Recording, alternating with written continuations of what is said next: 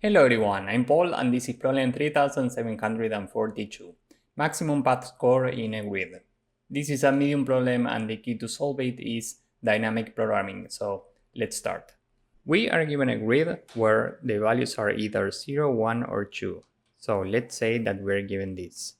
We start from top left corner, meaning from this cell, and we are trying to reach the bottom right corner, meaning this cell.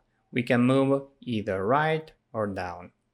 Now, each cell contributes a specific score and has an associated cost.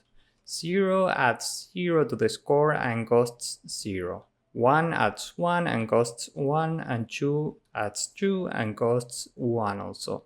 So these two values have a cost of 1. We need to return the maximum score to go from the source to the destination without exceeding a cost of k. Remember that we are given this variable. In this case, it's 1. If there's no valid path, we need to return -1 instead. If we're given this input, we start from top left corner and the current value is 0. Here in the constraints, it says that the first value is always 0. And whenever we find 0, we add 0 to the score and 0 to the total cost. So we are here and the total accumulated score right now is 0 and the total accumulated cost is 0. And we can move either right or down. So let's say that we decide to go right. Next we are here. The total accumulated score is 1 plus 0, meaning 1, and the total accumulated cost is 0 plus 1, because here it says that whenever we find 1, we add 1 to the score and 1 to the cost. So the total cost is 1. And from this cell we can move down. So next we are here at the destination with a total score of 1 plus 0 and a total cost of 1 plus 0. The result in this case is 1, but we are trying to get the maximum possible score. So what we can do instead is take this path. Here the initial score is 0, the initial cost is 0. Next we are here. The total score is 2 plus 0 and the total cost is 0 plus 1. Whenever we find 2, we add 1 to the cost. 0 plus 1 is 1. From here we can go right, so next we are here. The total score is 2 plus 0 and the total cost is 1. Given that this 2 is greater than the 1 that we got for this path, this happens to be the maximum possible result that we can get, so we return 2.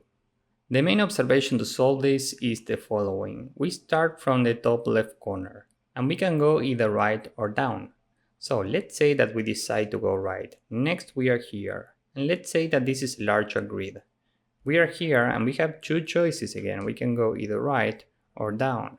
So we always have two choices whenever we are in bounds, of course. This means that we can explore different possible scenarios, which means that we can use dynamic programming. And you can solve this with a recursive dynamic programming approach or with an iterative dynamic programming. Here I will show you an iterative approach. So we need to keep track of 3 dimensions, I, j, and c. I and j are the coordinates. Remember that we usually use I for rows and j for columns. And c is the accumulated cost at every step. So ijc corresponds to the maximum score at the coordinates ij with a cost of exactly c. So we have a DP grid where every value is initially minus infinity. Why? Well, because we are looking for the maximum possible result, so it makes sense to start from a very small number. And maybe you are wondering, why don't we use 0 instead? Why minus infinity? Well, that's because if we use 0, for example, let's say that this is 0, 0 initially, we are saying that we do have a valid path up to this cell where the total accumulated score is 0. But this is not necessarily true. Remember that if we don't find a valid path, we need to return -1. So one efficient way to do this is to start by using minus infinity everywhere. And here it says that the first value of the grid is always a 0, which means that we can go to the coordinate 0, 0, and given that this number is always a 0, we can go to the cost of 0, meaning we are looking at this value, and replace this with 0. The total accumulated score up to these coordinates with the cost of 0 is 0. So first we are here and there are two possible scenarios. We can start with either a cost of 0 or a cost of 1. Let's say that we start with the cost of 0. We can go either right or down, so let's say that we decide to go down. Next we are here, the corresponding value is 2, and the corresponding cost for this value is 1. Now the question is, what do we put in these indices? Well, first we are looking at this scenario. This is index 0, which means that the current cost is 0. So we need to take the current cost plus the new cost, and this is 1, which means that in the next scenario we are looking at this index. And we need to replace this value with the maximum between what we already have here and the current maximum score plus the new value. 0 plus 2 is 2, which is greater than minus infinity, so here we put 2. Now here the cost was 0, the new cost was 1, so when we do 0 plus 1, the result is 1, which means that we can go to this array at index 1. And this is fine because 1 is in bounds. Each of these arrays has a size of k. But what if we have a number that's larger than k here? What if this number is 2, for example? Well, now we are out of bounds. There's no index 2 in this array, which means that we can continue with the next scenario. Why? Well, because we don't care about costs that are larger than k. So whenever we find this, we can just continue. Now we could go right also, and we are still looking at this index. So what if we go right? Well, the corresponding number is 1, and the corresponding cost for this number is 1 also. So we can go to the current cost, this is index 0, plus 1, we are looking at index 1. We go here and replace this number with the maximum between minus infinity and the current maximum score 0 plus the current value. 0 plus 1 is 1, which is greater than minus infinity, so this is 1. Now we are at this index and the current value is minus infinity. This means that we can just continue.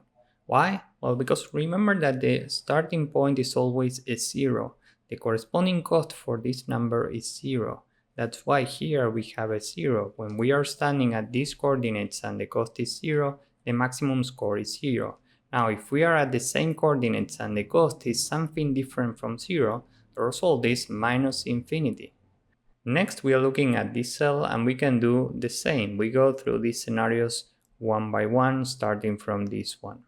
Here the value is minus infinity, which means that we can continue with the next index for the reason I mentioned seconds ago. Next we are here and the number is 1. Remember that we have two choices. We can go either right or down. Here we can't go right because this is out of bounds, but we can go down. So if we decide to go here, the corresponding value is 0, and the cost for this is 0. So we can go to the current cost, this is index 1. We go to 1 plus 0, meaning we go here, and replace this with the maximum between what we have here and the current maximum score 1 plus the corresponding new value.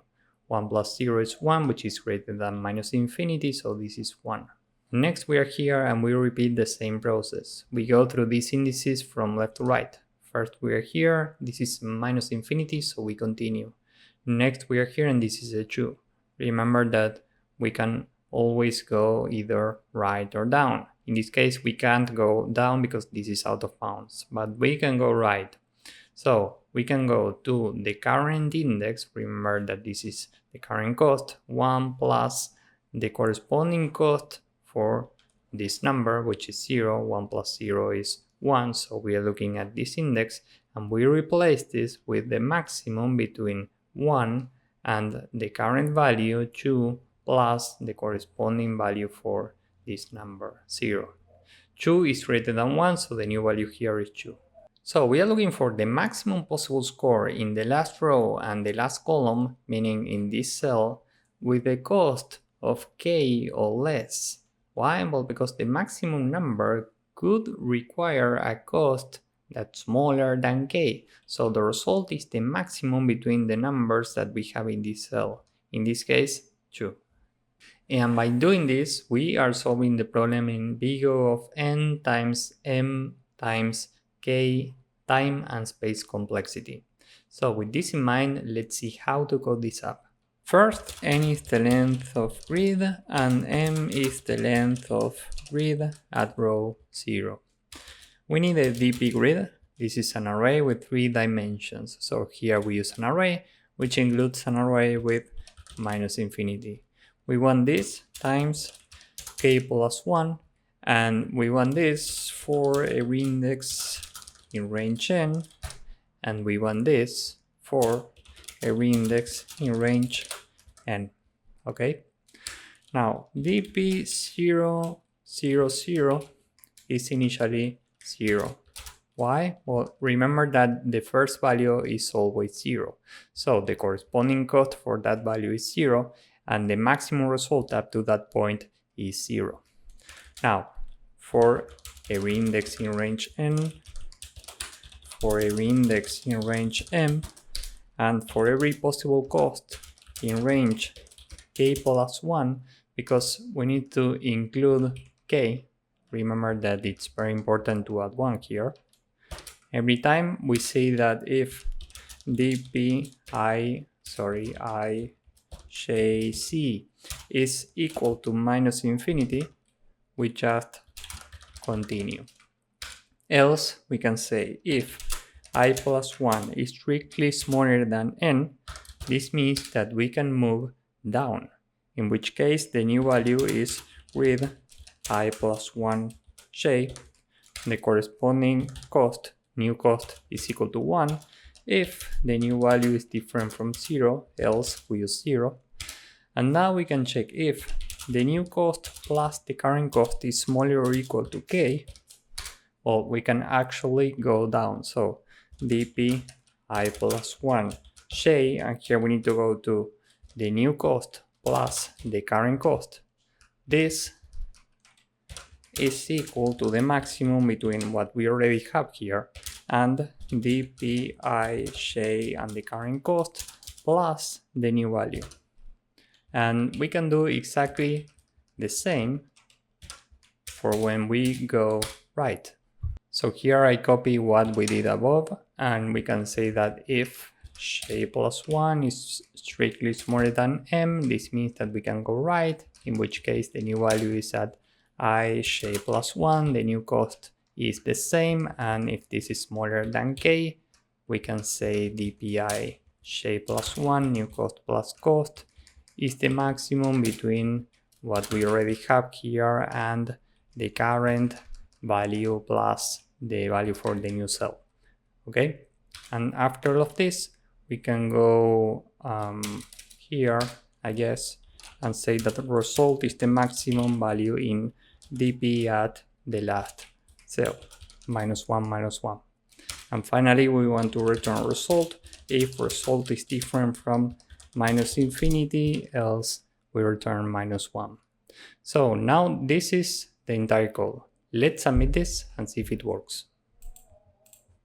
As you can see, this works and it's very efficient. So if you found this useful, please drop a like, subscribe, and see you in the next one. Bye bye.